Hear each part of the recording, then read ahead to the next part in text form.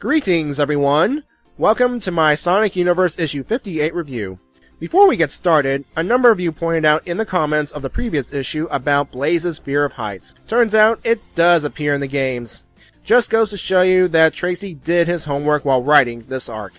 Anyway, this is the final issue of Pirate Plunder Panic, and where we last left off, Johnny, and by extension Captain Whisker, stole the Soul Emerald, and the girls give chase. After battles and wacky antics, the Soul Emerald falls back into the clutches of Captain Metal.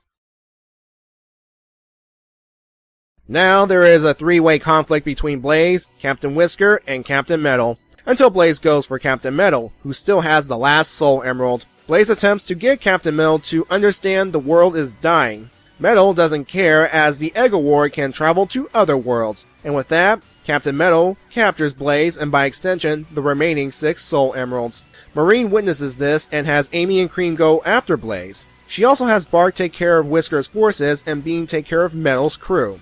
Blaze wakes up strapped to an emerald chamber, and thanks to the Soul Emerald, the Ego War launches. Captain Whisker and his crew make a run for it, but not before blowing a hole in Marine's ship.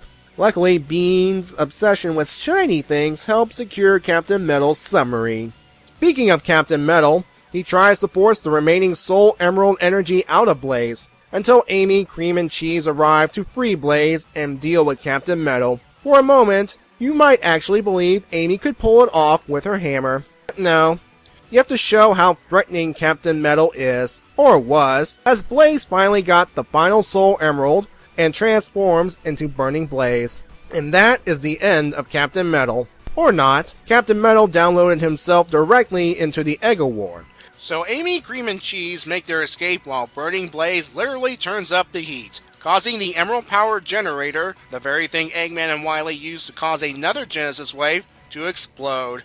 Then she flies outside and finishes off the battle station using a fiery Kamehameha? You would think the blast would be bigger given that Blaze is currently in her super form, but it gets the job done as the remains of the Ego War, and by extension Captain Metal, sink into the ocean. All's well that ends well. Blaze finally has all 7 Soul Emeralds. Sorry, Bean. And Blaze speculates that Amy and company were here to help Blaze get the final Soul Emerald. And now that the quest is finally over, she uses their power to send the others home. Meanwhile, at the bottom of the ocean, an electric eye activates at the Ego War wreckage. Sequel bait. Amy and the others arrive back on their world, and they have this strange feeling that something is off and they need to find Sonic.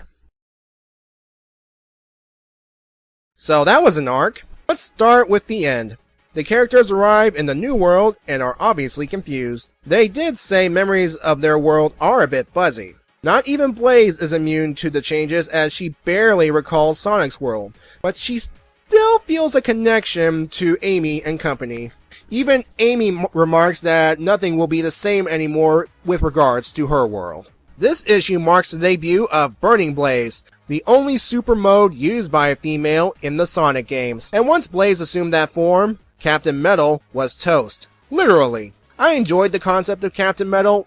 I only wish she could have been utilized more. But there's a chance she could come back, according to this ending here. Captain Whisker and his crew were just there, in my opinion. If they were taken out of the story, nothing of consequence would be lost. I believe they were just there for fan service. And credit is where credit is due. Marine can make good decisions if she can keep that ego in check. And I do like that once Blaze has all 7 Soul Emeralds, sky became all clear of clouds. There is no more raging thunderstorm. Overall, I feel this entire arc is, there's something off about this arc. Perhaps it's because there are more interesting things going on in the main Sonic comic and in the Mega Man comic. Don't get me wrong, I do enjoy Tracy's writing. Heck, enjoyed the Babylon Rising arc.